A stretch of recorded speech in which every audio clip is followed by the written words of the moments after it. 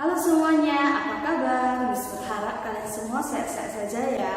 Jadi hari ini kita akan masuk ke penjelasan bab 2 tentang sumber daya alam dan pemanfaatannya. Sebelumnya nih Miss mau tanya, kalian tahu nggak sih apa itu sumber daya alam? Ya, benar sekali. Sumber daya alam adalah segala sesuatu yang ada di alam yang dapat dimanfaatkan untuk memenuhi kebutuhan manusia. Untuk penjelasan lebih lengkapnya, simak baik-baik video setelah ini ya.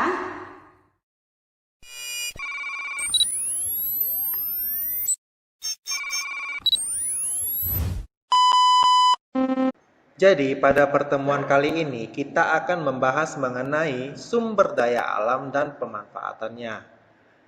Kira-kira murid-murid tahu nggak apa sih sumber daya alam itu dan apa saja manfaatnya bagi kehidupan kita sehari-hari?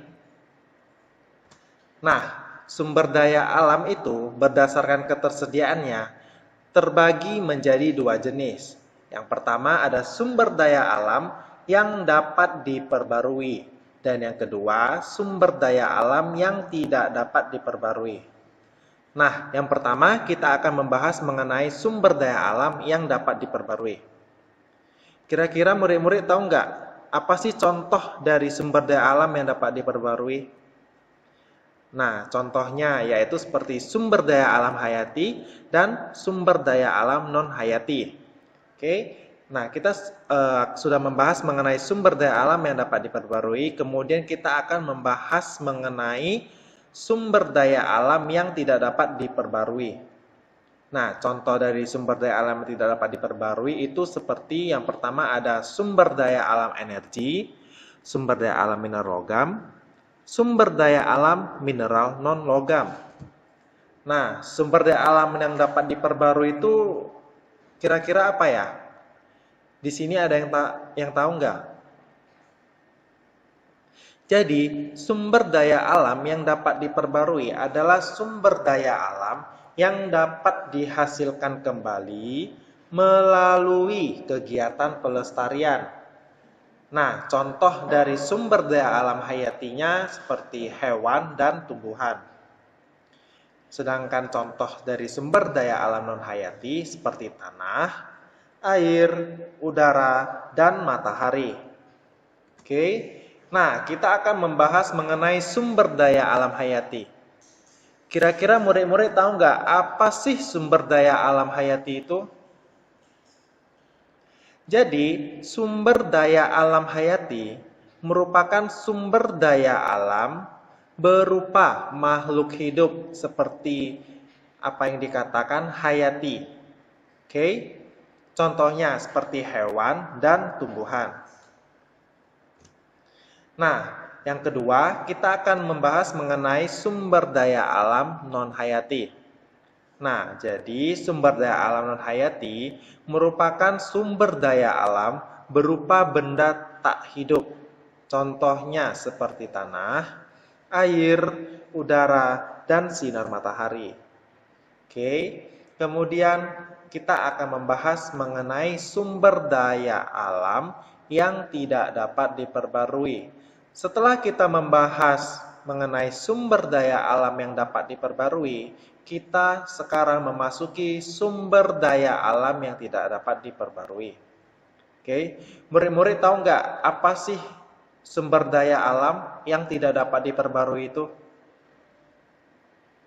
Nah, jadi sumber daya alam yang tidak dapat diperbarui adalah sumber daya alam yang tidak dapat dihasilkan kembali jika telah habis dimanfaatkan oleh manusia.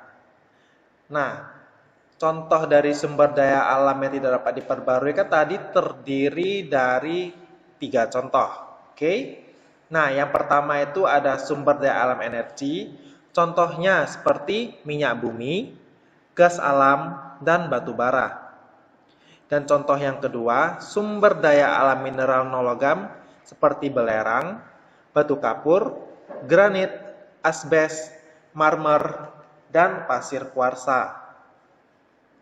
Nah, dari sumber daya alam mineral non-logam ini Ada nggak yang tahu apa sih pasir kuarsa itu?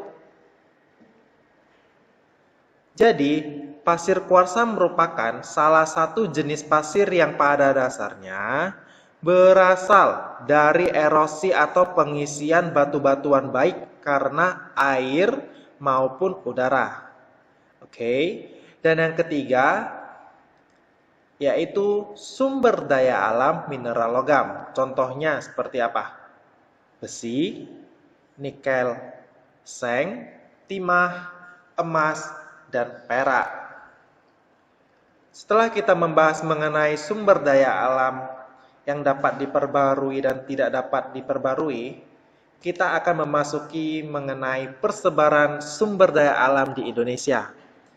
Nah, sebelum kita membahas lebih lanjut, Sir mau tanya nih, kira-kira persebaran sumber daya alam di Indonesia ini terbagi dari berapa?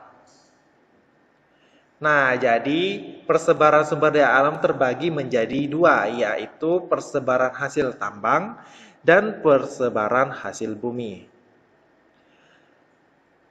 Untuk pembahasan persebaran sumber daya alam di Indonesia, akan kita bahas di video selanjutnya ya murid-murid. Setelah mendengarkan Sir di slide yang tadi, kalian sudah tahu kan betapa bergantungnya manusia kepada alam. Nah, betapa pentingnya kita sebagai manusia menjaga alam untuk tetap lestari. Oke, sampai jumpa di video selanjutnya ya. Bye-bye.